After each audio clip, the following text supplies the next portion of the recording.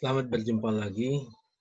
Saya Rulen Pandai. Pada hari ini kita akan mempelajari tentang linear programming dengan menggunakan metode simplex.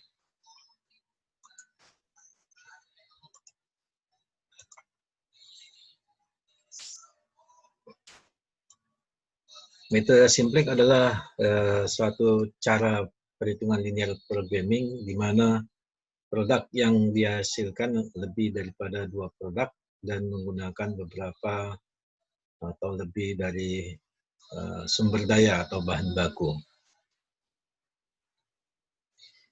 Sehingga dalam metode simplex ini berarti produknya itu adalah lebih dari dua variabel. Sebagai contoh di sini adalah misalkan kita mempunyai suatu fungsi objektif seperti ini, 2x1 ditambah 3x2 dikurangi x3. Berarti ada tiga produk yaitu x1, x2, dan x3. Kemudian untuk constraint-nya, constraint 1, itu sudah ada persamaannya adalah 3x1 ditambah 6x2 lebih kecil dari 30. Kemudian 4x1 ditambah 2x2 ditambah x3 lebih kecil daripada 20. Kemudian x2 ditambah x3 lebih kecil dari 10. x1, x2, x3 itu tentunya nilainya positif. Untuk itu kalau kita perhatikan di sini, pada persamaan 1 itu tidak ada x3-nya. Pada persamaan 2 itu ada x2, x1, x2, x3. Pada persamaan 3 tidak ada x1-nya.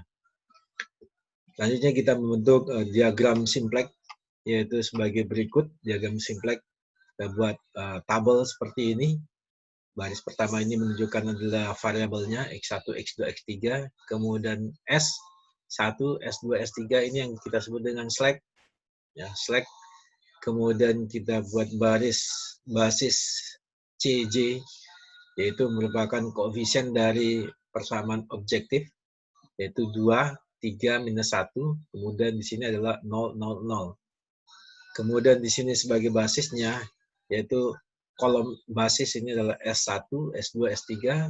Kolom koefisien di sini adalah 0, 0, 0. Kita mulai dengan 0.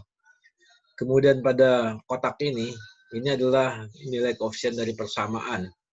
Untuk persamaan pertama, kita lihat di sini X1-nya 3, X2-nya 6, X3-nya 0. Sehingga di sini kita tulis 3, 6, 0. Kemudian selanjutnya, yang sebelah bagian sini, ini kita sebut dengan matriks satuan. Berarti kita mulai dengan 1, 0, 0. Kemudian baris yang kedua di sini adalah persamaan constraint yang kedua. Kita perhatikan di sini ada 4, 2, 1, minus 3, minus 20. 4, 2, 1, 20. Maka di sini adalah 4, 2, 1. Kemudian ini untuk bentuk matriks satuannya berarti 0, 1, 0. Resource-nya ada di sini 20. Kemudian untuk baris yang ketiga, di sini adalah 0, 1, 1, 10. Berarti di sini 0, 1, 1. Kemudian yang di sini untuk bentuk matriks satuannya 0, 0, 1. 10 resource-nya ada di sini. Nah, sudah kita dapatkan hasilnya ini, maka langkah pertama adalah kita menghitung nilai ZJ. Untuk menghitung nilai ZJ, ini adalah kolom C. Kolom C ini dikalikan dengan kolom X1 ini, ya, maka jumlahnya kita letakkan di sini. Sehingga di sini adalah 0. Ya, kalau kita lihat di sini adalah 0 kali 0 kali 0, 0 kali X3, 0 kali X4, tambah 0 kali 0, 0. Ya. Sehingga ini 0, dikalikan ini ya 0, jumlahnya 0. Di sini, kolom ini kalikan kolom ini, jumlahnya 0. Kolom ini kalikan kolom ini, jumlahnya 0. Kalikan kolom ini juga 0, jumlahkan. Kolom ini jumlahkan 0, kolom ini jumlahnya 0. Ya. Otomatis pada langkah pertama ini adalah 0 semua. Nah, ini langkahnya ada di langkah 1. Ya. Kemudian langkah kedua adalah ya, kita kurangkan nilai C ini dengan nilai Z ini kita kurangkan. Berarti 2 dikurangi 0, 2, 3 dikurangi 1, 3 dikurangi 0, 3. Saya ulangi lagi, 2 dikurangi 0 ini, 2. 3 dikurangi 0, 3. Minus 1 kurangi 0, minus 1. 0 kurang 0, 0. 0 kurang 0, 0. 0 kurang 0, 0. Ini adalah langkah yang kedua, ya. Kemudian dari situ, dari nilai C kurang Z, itu kita pilih nilai yang terbesar untuk menentukan poros kolom. Dalam hal ini adalah nilai yang terbesarnya adalah 3, sehingga ini adalah 3 ini menjadi poros kolom. Poros kolom, ya. Nah, selanjutnya adalah setelah kita dapatkan nilai poros kolom itu, kemudian kita hitung rasionya. Rasio antara ini, nilai resource-nya dibagi dengan nilai kolomnya, yaitu 30 dibagi 6, 5, 20 bagi 2, 10, 10 bagi 1, 10. Kita pilih nilai yang terkecil. Nilai yang terkecil adalah yang 6 ini. Sehingga kita bisa dapat menentukan ini adalah baris porosnya. Baris porosnya adalah ini. Angka porosnya adalah 6. Ya. Angka porosnya adalah 6. Berarti kita sudah sampai pada langkah keempat di sini, ya. Pada angka keempat. Kemudian pada langkah kelima itu baris pertamanya itu kita bagi semua dengan 6. Baris pertama itu adalah nilainya adalah ini 036, kalau kita lihat di sini 0360 terus sampai 30, ya, sampai 30. Baris pertamanya ini kita bagi dengan 6, maka hasilnya adalah 0 setengah 1 0 seper 6 0 0 0 5. Nah, kemudian untuk menghitung baris kedua yang baru, ya, maka baris kedua yang lama yang ini 0421 ini kita ambil dari tabel yang pertama. Dari tabel yang pertama ini 0421, ya. Untuk mendapatkan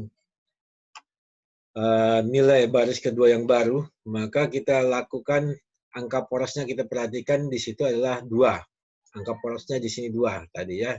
Tadi di poros kolomnya 2. Maka kemudian untuk mendapatkan nilai yang barunya berarti 4 dikurangi 2 dikalikan baris ke-1 yang baru. Baris ke-1 yang baru itu adalah ini. Ini baris 1 yang baru, ya.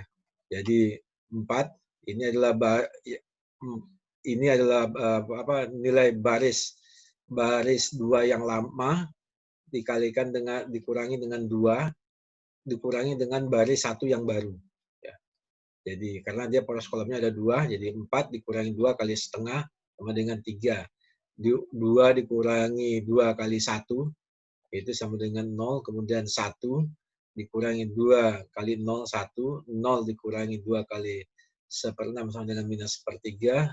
1 dikurangi 2 kali 0, 1. 0 dikurangi 2 kali 0, 0. 20 dikurangi 2 kali 5, 10.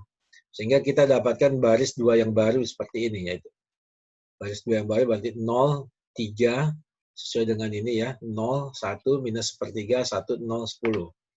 Kemudian langkah ke-7, kita ingin menghitung baris ketiga yang baru.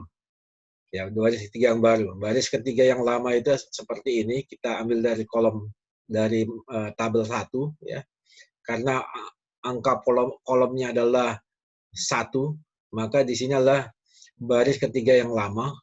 Ya, ini baris ketiga yang lama 0, 1, 1, 0 sampai 10, ya. Kemudian dikurangi dengan 1. Angka poros kolomnya dikalikan dengan baris 1 yang baru, ya, dikalikan baris 1 yang baru, sehingga kita dapatkan baris 3 yang baru, yaitu minus setengah 0, kemudian 1, minus per 6, 0, 0, 5. Sehingga baris ketiga yang baru ini adalah 0, minus setengah 1, minus per 6, 0, 0, 5. Nah, dengan demikian hasil lengkapnya adalah kita dapatkan tabel kedua, yaitu dari perhitungan tadi seperti ini, ya. Baris satunya yang baru itu adalah ini, baris kedua yang baru ini, baris ketiga yang baru.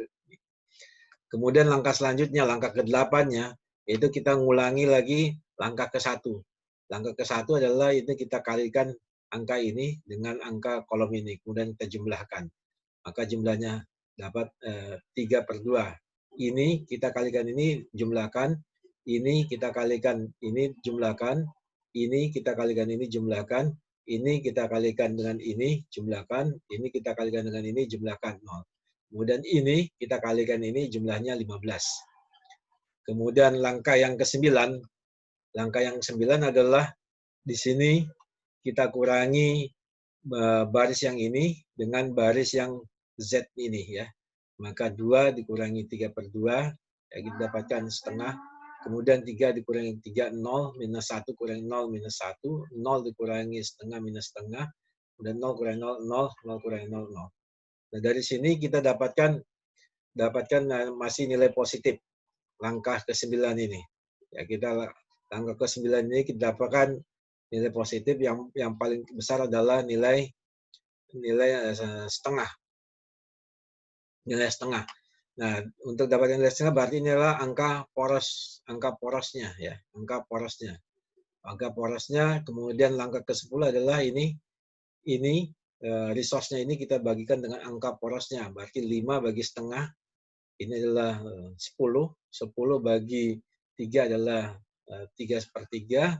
5 dibagi ini, karena ini negatif, maka ini tidak dihitung. Sehingga dari sini kita ambil yang terkecil adalah yang 10 dibagi 3. Ya, berarti ini kita dapatkan poros barisnya. Angka porosnya adalah 3. Ya. Berarti kita sudah sampai dengan baris angka porosnya adalah 3. Ya. Kemudian dari sini ini kita kalikan, kita bagi dengan 3.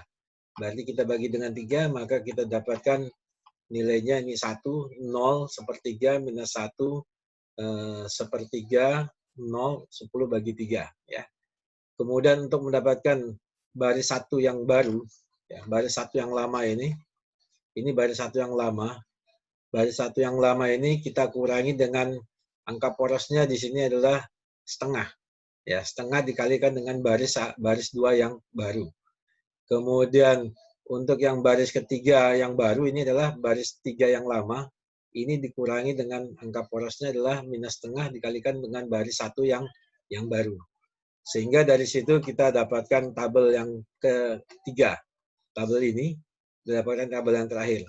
Dari tabel yang terakhir ini kemudian kita cek lagi nilai Z-nya. Berarti kolom ini tadi ketika kita iterasi yang pertama adalah kolomnya adalah kolom X2, maka di sini angka koefisiennya kita pindah ke sini. Kemudian iterasi yang kedua adalah poros kolomnya adalah ini, angka 2-nya pindah ke sini ya. Nah, selanjutnya maka kita dapatkan nilai kolom kolom C ini kita kalikan dengan kolom ini, maka kita dapatkan di sini adalah 2. Kemudian ini kita kalikan dengan kolom ini dapat 3. Ini kita kalikan dengan kolom ini dapatnya 1/6. Ini kita kalikan ini dengan dapat nilainya 4/9. Ini kita kalikan dengan sini dapatnya 1/6. Ini kita kalikan sini dapatnya 0. Ini kita kalikan sini dapatnya 50/3. Kemudian kita kurangi baris ini dengan nilai Z-nya.